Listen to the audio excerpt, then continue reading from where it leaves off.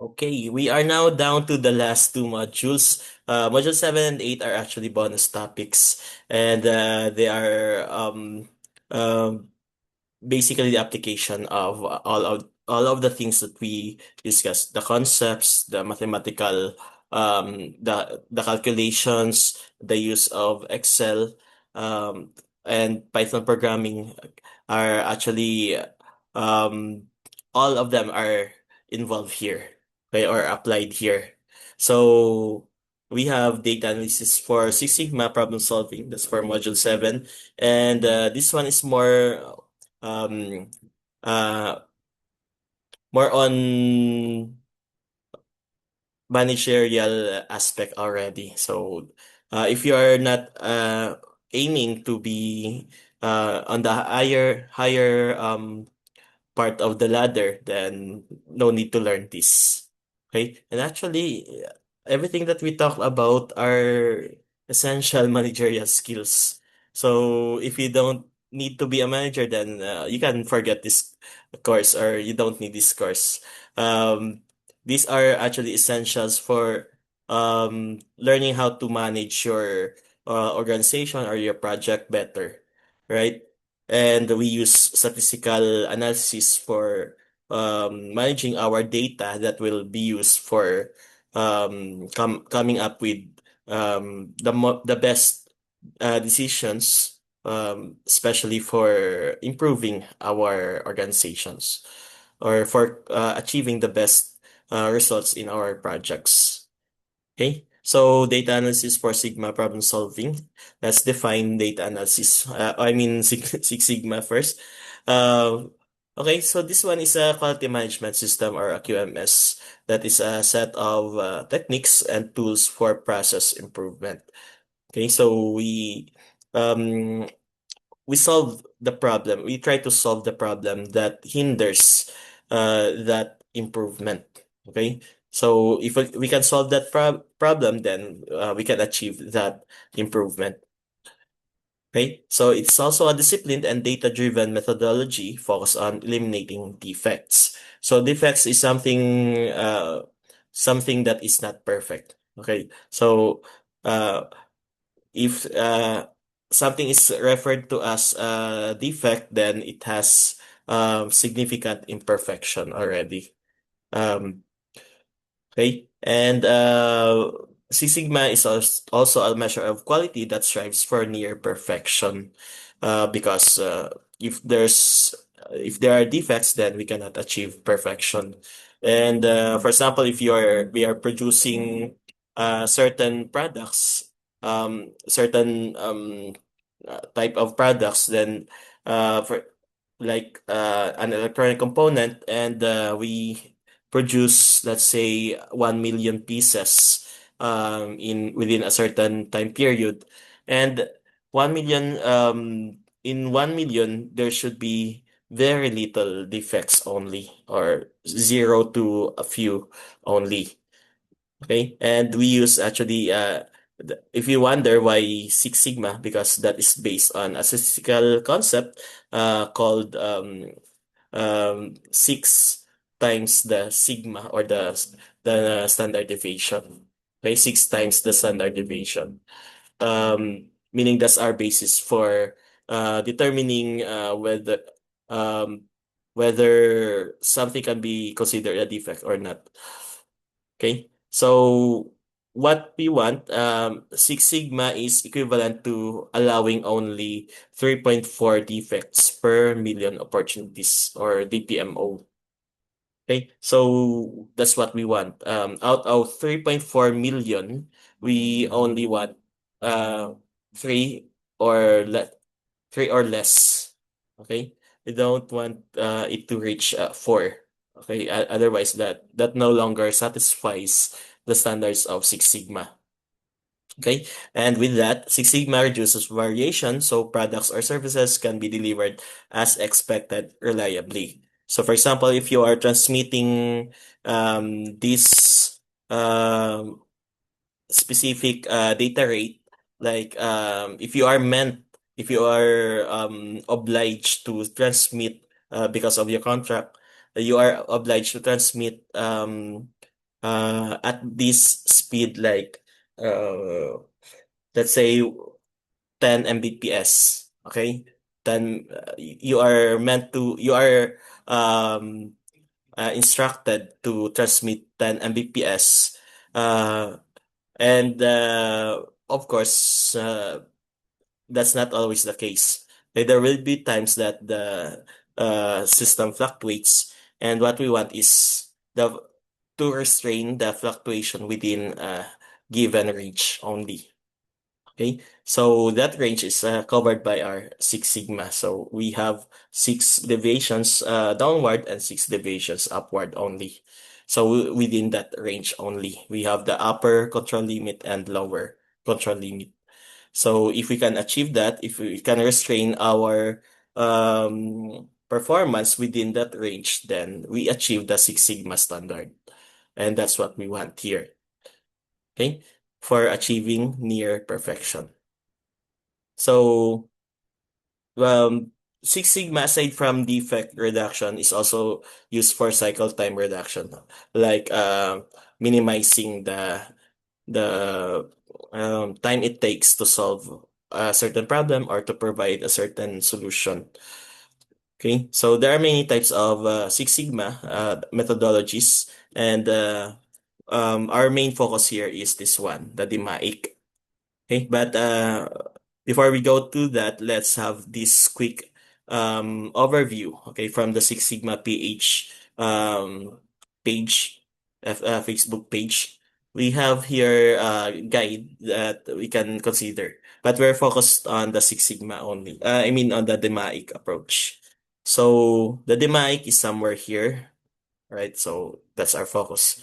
So first, we have the question always. We always start with the problem, okay, or the question.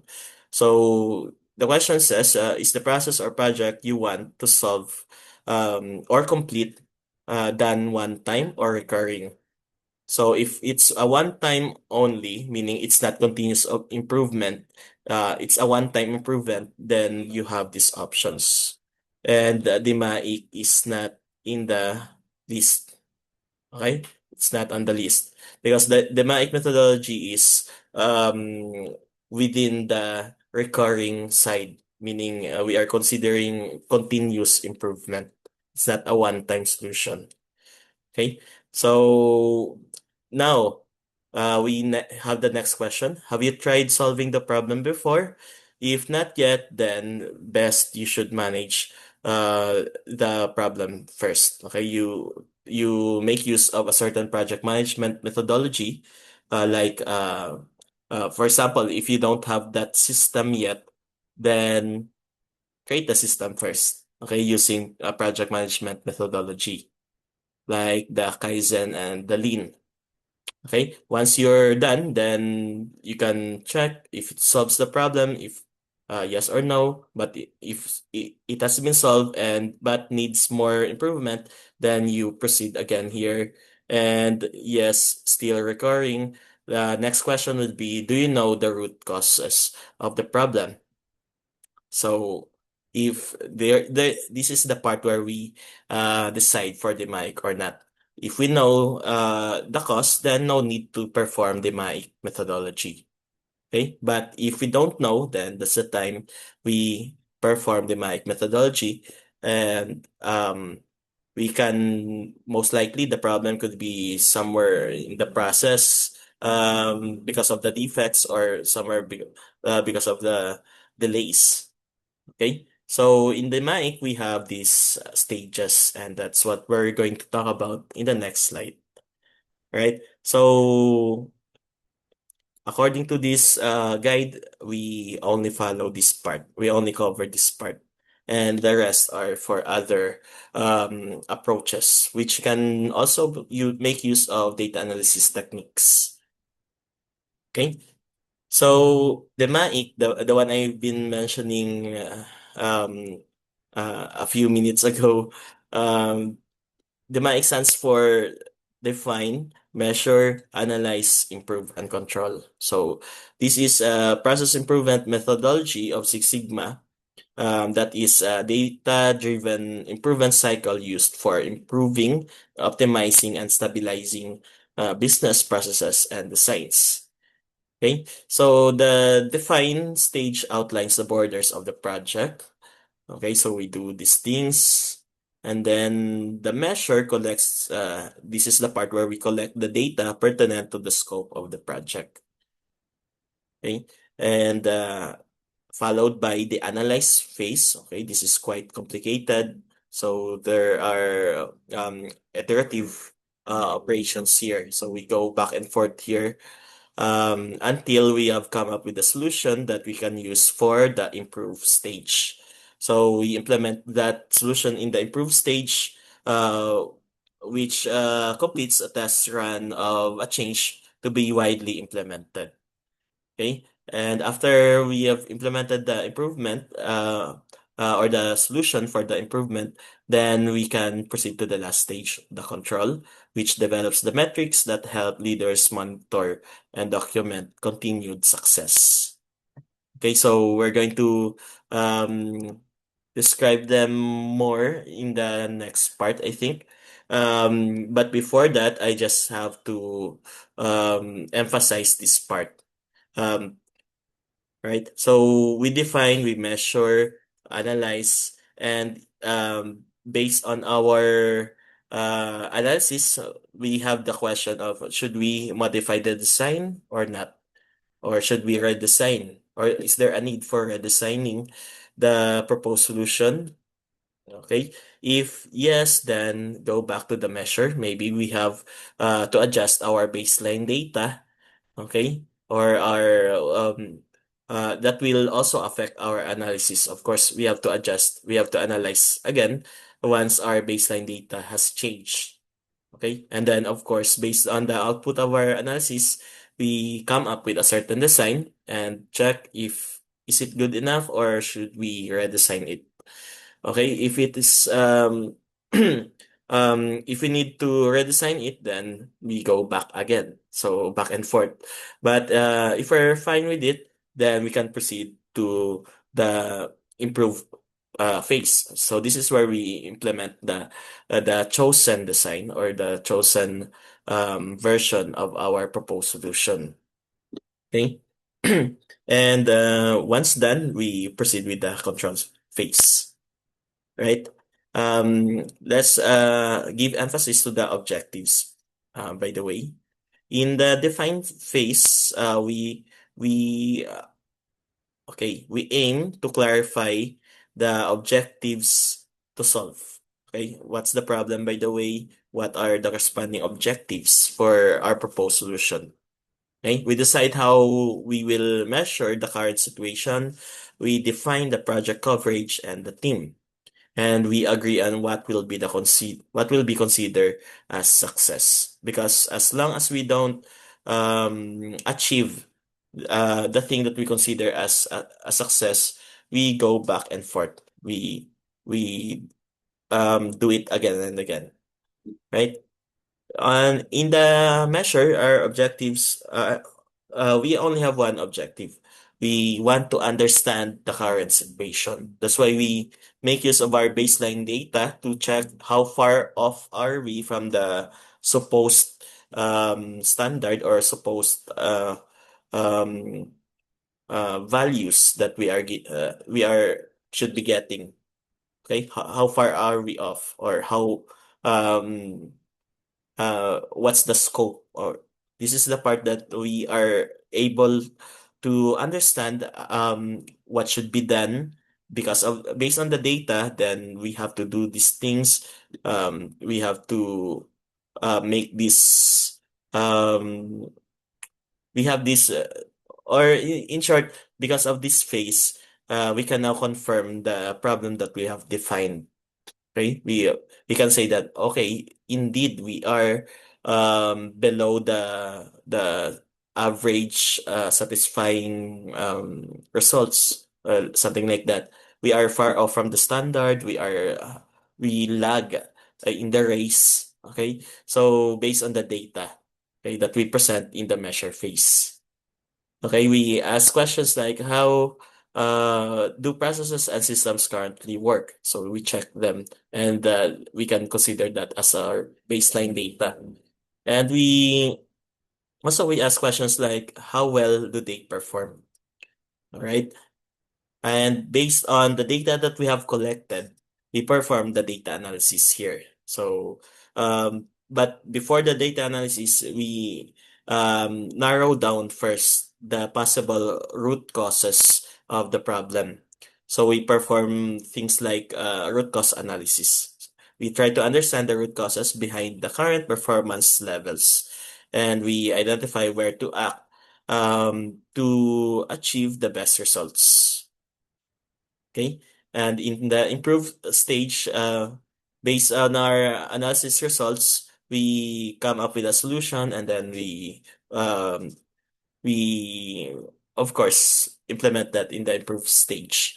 So we identify potential solutions to address the root causes, prioritize the solutions, and build and sign off recommendations. Okay. While in once done, we proceed to the control, where our objectives are to check that improvement actions have met the objectives. Okay, we go back to the problem that we have defined. We ensure the improvements are maintainable. So is it a one-time improvement? And then we go back to the previous status. Okay, so that's a question that we want to answer at this point. Okay, so and then we aim to build a mechanism for continuous improvement. So how do we sustain it, right? So that's part of the control phase. So overall, in the define phase, the objectives drive the measures to be conducted. In the measures highlight priorities to analyze. Okay, we want to narrow down what to analyze. While in the analysis provides a list of root causes to address in improve. So this is the part that we conduct statistical analysis as well, right? Based on the data that we have collected. Okay, next we have the improvement recommendations are turned into an implementation plan. So implement that, and then in the control, ongoing measurements will allow to follow up on delivery and foster continuous improvement. So we'll see that whether we have achieved already the optimum results, or do we need to optimize more? Do we need to start over, or just partially? Okay, so things like that, right? And I think that will be all for this part. Let's discuss each of these stages more in detail in the next part.